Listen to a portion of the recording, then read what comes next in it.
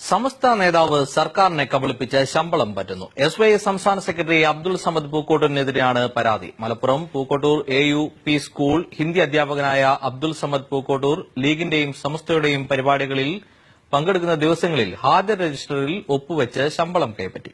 വിദ്യാഭ്യാസ മന്ത്രിക്ക് പരാതി നൽകിയിട്ടും നടപടിയെടുക്കുന്നില്ലെന്ന് സ്കൂൾ മാനേജർ പരാതിപ്പെട്ടു. അബ്ദുൾ സമദ് പൂക്കോട്ടൂർ EK വിഭാഗം സുന്നി യുവജന സംഘം സംസ്ഥാന സെക്രട്ടറി, പൂക്കോട്ടൂർ സ്കൂളിലെ ഹിന്ദി അധ്യാപകനും മലബാറിലെ മതപ്രഭാഷണ വേദികളിലെ ഒഴിച്ചു നിർത്താനാവാത്ത സാന്നിധ്യം തീർത്തും ഒരു മാതൃകാധ്യാപകനാവേണ്ടതായിരുന്നു. പക്ഷേ പൂക്കോട്ടൂർ മാതൃകയായത് സ്കൂളിൽ വരാതെ ഹാജർ രജിസ്റ്ററിൽ ഒപ്പുവെച്ച് മുങ്ങുന്നവർക്കാണെന്ന് മാത്രം.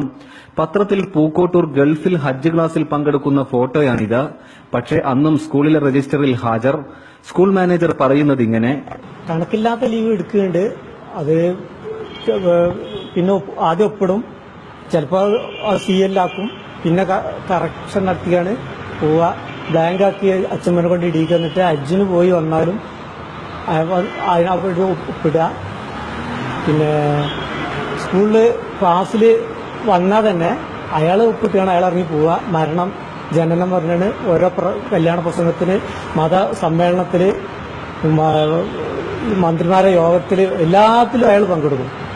വന്ന ദിവസങ്ങളെക്കാൾ വരാത്ത ദിവസങ്ങളാണ് കൂടുതൽ. 2013-14 വർഷത്തിൽ അബ്ദുസമദിന് ഏറ്റവും കുറഞ്ഞ അവധി ദിനങ്ങളുള്ളത് ഒക്ടോബർ മാസത്തിൽ 10 ദിവസം. പുറമെ 2 ഹാഫ് ഡേ ലീവും. ജില്ലാ വിദ്യാഭ്യാസ ഉപഡയറക്ടർ മുതൽ വിദ്യാഭ്യാസ മന്ത്രി വരെ മാനേജർ പരാതിപ്പെട്ടെങ്കിലും ഫലം കണ്ടില്ല. മുസ്ലിം ലീഗിലെ ഒരു വിഭാഗം പൂക്കോട്ടൂരിനെ സംരക്ഷിക്കുന്നുവെന്ന് ആക്ഷേപമുണ്ട്. KT സാലിഹ്, മലപ്പുറം.